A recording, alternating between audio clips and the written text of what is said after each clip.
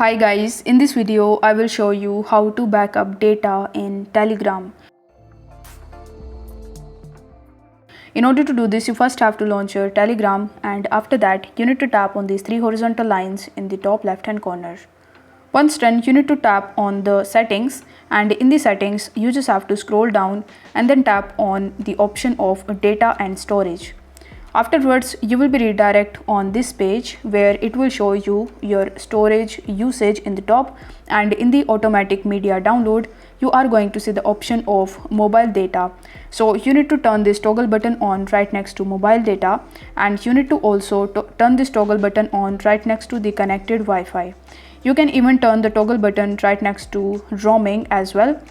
After that, whenever you receive any of the videos or audio files on Telegram, it will automatically download it in your file manager, and from there you can use it as your backup.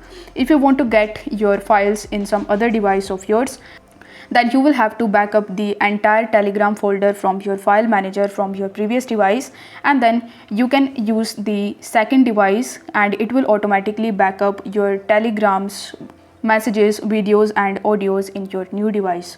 So if the video was helpful, then don't forget to like the video and subscribe to the channel. Thank you so much for watching.